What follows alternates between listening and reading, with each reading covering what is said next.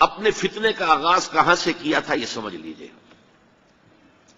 پہلے وہ ایک مناظر تھے، بہت اچھے مناظر، غلام احمد قادیانی تھا کہنا چاہیے، غلطی سے طے کہ بیٹھا ہوں۔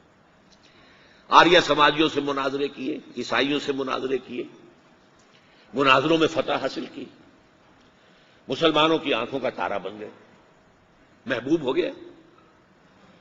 اس کے بعد اس نے ایک فتنہ چھوڑا، ایک شوشہ چھوڑا، نبوت اور وحی تو رحمت ہے، رحمت کیسے بند ہو سکتی ہے؟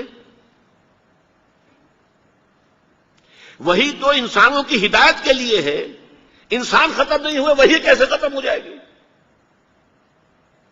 دیکھیے بظاہر یہاں دلیل ہے، اٹ اپیئرس کنونسنگ، بات سمجھ میں آتی ہے، یہیں سے یہ حل مل جائے گا آپ کو۔ کیا وجہ ہے کہ بڑے بڑے اعلیٰ تعلیم یافتہ لوگ جو ہیں اس کا شکار بن گئے؟ دنیا میں ایک ہی مسلمان نام کا سائنسدان جو ہے وہ آیا ہے ٹاپ پر، وہ قادیانی۔ ایک ہی مسلمانوں کا نام رکھنے والا جو ہے وہ international court of justice Hague کا جو ہے جج بنا ہے، وہ کون؟ قادیانی۔ ڈاکٹرز قادیانی، انجینئرز قادیانی، بڑے بڑے۔ یہ کیوں؟ یہ بات ایسی تھی کہ جو بظاہر دل کو اپیل کرتی ہے کہ جب حضرت آدم سے کہا تھا اما یاتینکم منی ھدی فمن تبع ھدایا فلا خوف علیہم ولا هم یحزنون، انسانوں کی ہدایت کے لیے وحی کا راستہ کھولا گیا۔ ابھی انسان ختم نہیں، وحی کا پہلے شوشہ چھوڑا، اور جب وحی جاری ہے تو نبوت جاری ہے، لہذا پھر آخر میں آ کے نبوت کا دعویٰ کر دیا۔ اس نے ایک مسئلہ اور استعمال کیا، یہ اصل میں چالاک اور ہوشیار لوگوں کے معاملات ہوتے ہیں۔ عوام الناس کی نفسیات کو متاثر کرنے کے لیے ایک اور شوشہ چھوڑا۔ دیکھو یہ کیسے ہو سکتا ہے، ہمارے نبی حضرت محمد صلی اللہ علیہ وسلم وہ فوت بھی ہو گئے، دفن بھی ہو گئے، زیر زمین دفن ہے، اور عیسیٰ ابن مریم وہ آسمان پر اٹھا لیے گئے، وہ آسمان پر ہے، کیسے ہو سکتا؟ اب عام مسلمان کے لیے اس میں بھی ایک اپیل ہے کہ اس میں تو گویا کہ ثابت ہوا کہ حضرت عیسیٰ ابن مریم جو ہے وہ افضل ہو گئے محمد سے صلی اللہ علیہ وسلم۔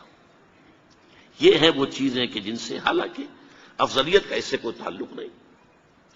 اصحاب کہف اگر 300 برس تک سوتے رہے تو اس میں کون سی افضلیت ہو گئی؟ کوئی افضلیت کا سوال نہیں۔ اس اعتبار سے حضرت عزیر کو اگر 100 برس تک مردہ رکھ کر اللہ نے دوبارہ زندہ کر دیا، کون سی افضلیت اس میں ہو جائے گی؟ اللہ کی قدرت ہے، اللہ کر سکتا۔ لیکن عام آدمی کو اپیل کرنے والی باتیں ہیں، لہذا اس نے شوشہ چھوڑا کہ نہیں یہ غلط ہے، یہ مولویوں کے ڈھکوسلے ہیں، یہ قرآن مجید میں صراحت کے ساتھ نہیں ہے، یہ حدیثوں کے اندر ہے، حدیثوں کے بارے میں جو ہے وہ ہم اطمینان نہیں کر سکتے کہ حضرت مسیح جو ہے وہ سولی نہیں چڑھائے گئے، وہ سولی چڑھائے گئے، وہ فوت نہیں ہوئے، البتہ زخمی ہو کر وہاں سے اتار لیے گئے تھے، پھر ان کا علاج معالجہ ہو گیا، پھر وہ علاقہ چھوڑ کر کشمیر میں آ گئے، یہاں آ کر ان کا انتقال ہو گیا، یہاں دفن ہوئے، یہاں کشمیر میں ان کی قبر بھی موجود ہے۔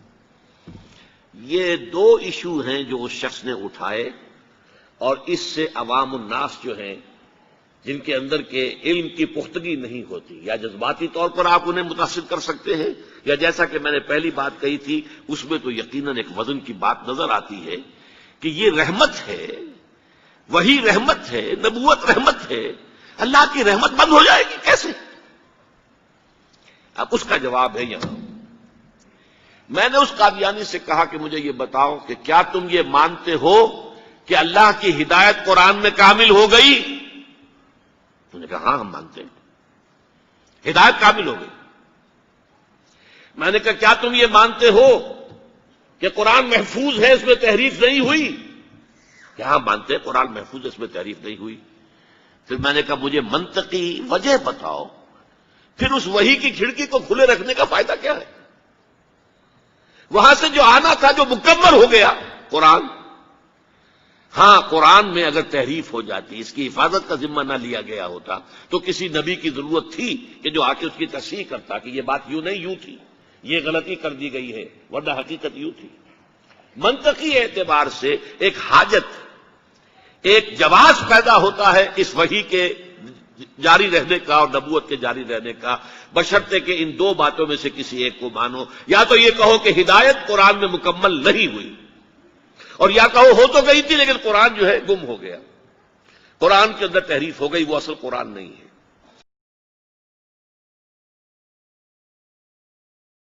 اسی زمانے میں ایک واقعہ یہ ہوا تھا، غلام احمد قادیانی نے ایک دعوتی خط لکھا کابل کے حکمران، اب میں بھول رہا ہوں کہ وہ امیر دوست محمد خان تھے یا امیر عبد الرحمان خان تھے، ان دونوں میں سے کسی کے سامنے وہ خط پہنچا، جیسے کہ حضور نے خطوط بھیجے تھے قیصر کو، کسریٰ کو، تو اس کو بھی شوق چڑھایا کہ میں بھی تو اب نبی ہوں، نبوت کا دعویٰ کر چکا ہوں، تو مجھے پڑوس کا ملک جو ہے افغانستان، وہاں کے بادشاہ کو دعوت دینی چاہیے کہ وہ مجھ پر ایمان لائے۔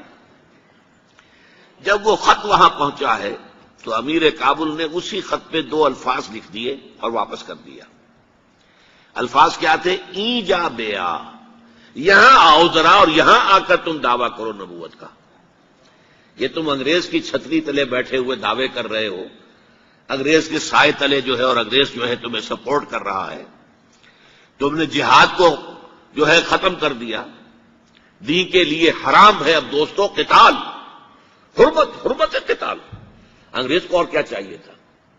گلیڈسٹن نے، جبکہ وہ وزیر اعظم تھا برطانیہ کا، اس نے کہا تھا اپنے پارلیمنٹ میں قرآن کو لہرا کر، جب تک یہ کتاب دنیا میں موجود ہے امن قائم نہیں ہو سکتا۔ یہ تو جہاد اور قتال کی بات کرتی ہے۔ تو ان کو اور کیا چاہیے تھا کہ اگر کوئی اس قتال کو ختم کر دے، منسوخ کر دے، اور مسلمانوں میں سے جذبہ جہاد اور قتال فی سبیل اللہ کو نکال دے، تو اس سے بڑی اور کیا خدمت ہوگی؟ لیکن یہ کہ اگر تمہیں یہ دعوت دینی ہے تو ذرا یہاں آؤ، ای جا بے آ، یہاں آ کے یہ دعوت دو مجھے، تاکہ تمہارے 14 طبق روشن ہو، تمہیں معلوم ہو کہ اس دعویٰ کرنے کا مطلب کیا ہے۔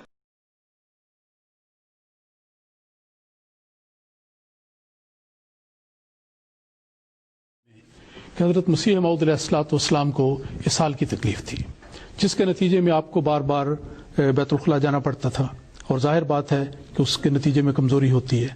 تو یہ سلسلہ چلتا رہا اور آخر میں یہ نکاحت اپنی انتہا کو پہنچی اور آپ کا وہاں پر وصال ہوا۔